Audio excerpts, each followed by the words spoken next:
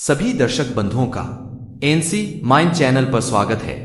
दोस्तों, आप लोगों ने खरगोश और कछुए की कहानी तो जरूर पढ़ी होगी, लेकिन क्या आपको पता है उसके आगे भी एक कहानी है जो कि हम लोग ने बचपन में नहीं पढ़ी है, और वही कहानी आज हम आपको बताने वाले हैं। लेकिन आगे की कहानी सुनाने से पहले हम शुरुआत वही से करते हैं जहां से इस कहानी की शुरुआत हुई थी।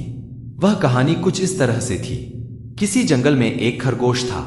खरगोश को अपनी तेज रफ्तार पर बहुत ज्यादा घमंड था। उससे जो भी जानवर मिलता वह उससे अपने साथ दौड़ लगाने की चुनौती दिया करता था, जिससे सभी जानवर उससे परेशान रहा करते थे। एक दिन कछुए ने इस चुनौती को स्वीकार कर लिया। दोनों के बीच दौड़ शुरू हुई। खरगोश बहुत तेजी से भागा, जितना वह भाग सकता था। जब वह बहुत आगे निकल गया और उसने पीछे मुड़कर देखा तो उसे कछुआ कहीं दूर दूर तक नजर नहीं आया। फिर खरगोश ने सोचा, क्यों ना थोड़ी देर तक बैठकर आराम कर लिया जाए। यह सोचकर वह एक पेड़ के नीचे बैठ गया, और कब उसे नींद आ गई उसे पता भी नहीं चला।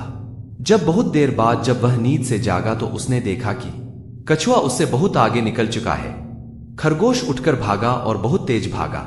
उसने बहुत कोशिश की दौड़ जीतने की, लेकिन बहुत देर हो चुकी थी। कछुआ धीरे धीरे ही चलकर समापन रेखा पार कर चुका था।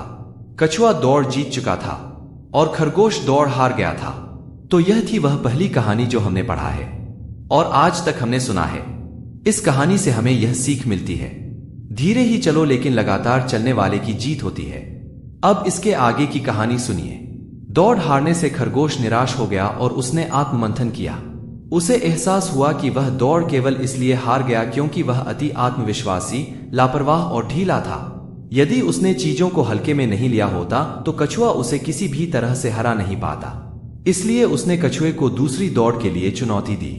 पहली दौड़ जीतने से कछुआ आत्मविश्वास से भरा हुआ था। कछुआ फिर चुनौती स्वीकार कर लिया और सहमत हो गया। एक बार फिर से दौड़ शुरू हुई। खरगोश बहुत तेज दौड़ा, लेकिन इस बार वह रुका नहीं और शुरू से आखिर तक बिना रुके दौड़ता रहा। वही कछुआ बहुत ही धीरे धीरे चल रहा था। खरगोश बहुत तेज भागा और इस बार खरगोश ने कछुए को बहुत बड़े अंतर से हरा दिया। यह थी दूसरी कहानी। इससे भी हमें यह सीख मिलती है कि धीरे चलना, लगातार चलना सही है, लेकिन आज के इस समय में उससे भी बेहतर है तेज चलना और लगातार चलना। लेकिन यह कहानी अभी खत्म नहीं हुई है। इसके आगे भी एक कहानी है, वह सुनिए। इस बार खरगोश नहीं बल्कि कछुआ खरगोश को दौड़ के लिए चुनौती देता है, और इस बार जो खेल का नियम होता है वे अपने हिसाब से तय करना होता है। खरगोश इस चुनौती को स्वीकार कर लेता है और फिर इस बार तीसरी दौड़ शुरू होती है।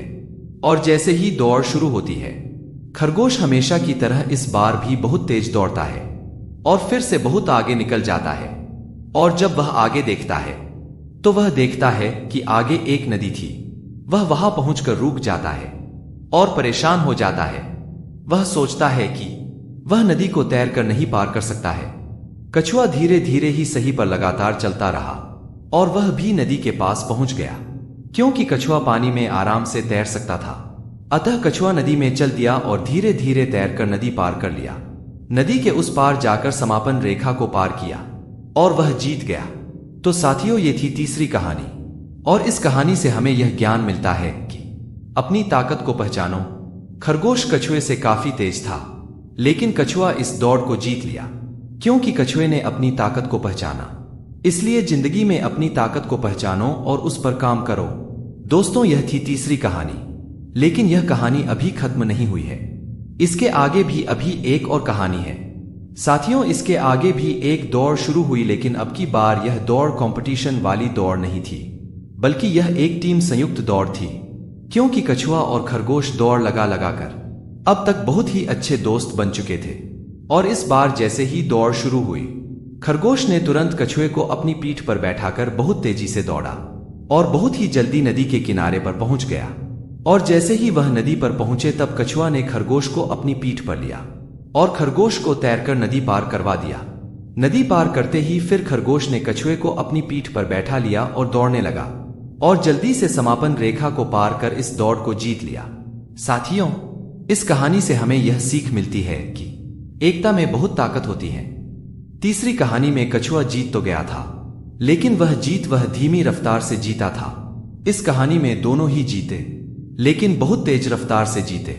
तो दोस्तों, यह थी वह 4 कहानी। इन कहानियों से मिलने वाली सीख को एक बार समझ लेते हैं। पहली कहानी से हमें यह ज्ञान मिलता है कि धीरे चलो लेकिन लगातार चलते रहना चाहिए। दूसरी कहानी से हमें यह जानकारी मिलती है कि धीरे चलना और लगातार चलना अच्छा है, लेकिन उससे भी अच्छा यह है कि तेज चलो और लगातार चलो। साथियों, तीसरी कहानी से हमें सीख मिली, अपनी ताकत को पहचानो। किसी भी काम को अपने बल के दम पर काम करना चाहिए, तब ही आपकी जीत निश्चित होती है।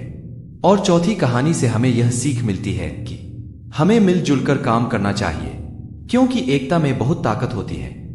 तो दोस्तों, यह थी कहानी आपको कैसी लगी नीचे कमेंट करके जरूर बताएं। और ऐसे ही ज्ञानवर्धक वीडियो को देखने के लिए वीडियो को लाइक करके चैनल को सब्सक्राइब कर बेल आइकन को प्रेस कर दीजिए, ताकि आने वाली वीडियो आपको मिलती रहे। अपना कीमती समय देकर वीडियो देखने के लिए आपका बहुत बहुत धन्यवाद।